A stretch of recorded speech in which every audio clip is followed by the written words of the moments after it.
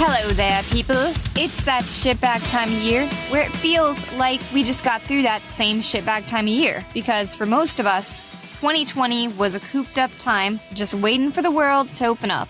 And if you're like me, you waited till July just to pay your taxes, and it's already time to do that again. So great. Yes, it is tax time. And if you're really lucky, you gotta prep 2 returns, 1 state, 1 federal, assuming that most of the audience, that you're from the US. This is a reminder for anyone who's ever criticized the rich for not paying their fair share. Don't hate the player, hate the game. There are tax credits, deductions, and opportunities for all. You probably won't know what you qualify for, because this shit changes every year. And unlike Congress, you can't afford a personal tax attorney. There is so much guidance. It's pretty trippy to try to keep up with. And for most of us, we'd benefit from hiring some kind of help, a CPA or something, or at least use some of that tax software to help pinpoint common tax breaks that you might qualify for. Tangentially speaking, on an episode of Adam Ruins Everything, yeah, that asshole with a pompous pompadour haircut shares with us one of the reasons why doing taxes sucks. The federal government knows most of what the taxpayers owe.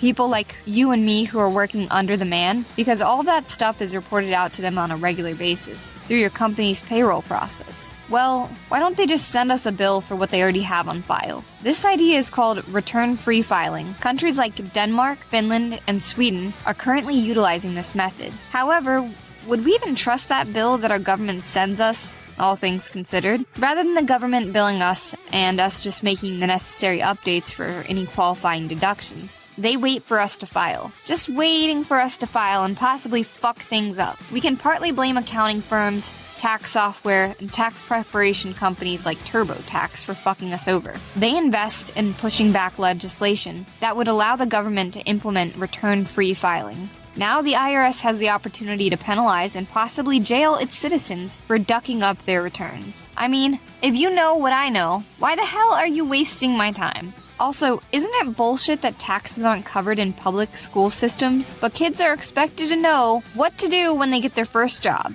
And I'm sure that most of them do a shit job at keeping up with their day-to-day expenses, and they wouldn't be able to pass them off to a professional to put the return together in a way that actually maximizes their savings. So fork it all, taxation is theft. Taxation, as defined by the ATO, is the forceful stealing of another person's property and wealth through the government and its agents. You can say that I agreed to this social contract of my government providing me services in exchange for a portion of my income, but what services have they actually provided that I actually use? When I go to a national park, don't I pay for an entrance fee? It looks like I'm actually paying into a mostly ripped-up safety net for Social Security, Medicare, and the opportunity to cover a minuscule piece of nothingness in our national debt. For anyone actually paying attention, you should have no comfort in your future by paying taxes alone. You need a backup plan before you're left eating expired cat food in your filthy Section 8 housing. Alright, let's go back to the topic of 2020 taxes. That $1,200 refund you got last year, that was a tax credit. If you didn't get it, you can apply that to your tax return. If you had a baby, you can go ahead and add another $500 onto that. So if you're in my situation and you still haven't received shit, you're expecting a $2,900 refund for the joint filing plus a kid. And this is pretty pathetic considering all the relief spending that went overseas while we were shut down. Thanks, Obama. And that additional $600 just covered half of my new iPhone. Let's talk about filing with little to no income. You broke bitches aren't required to file if your income was less than the standard deduction.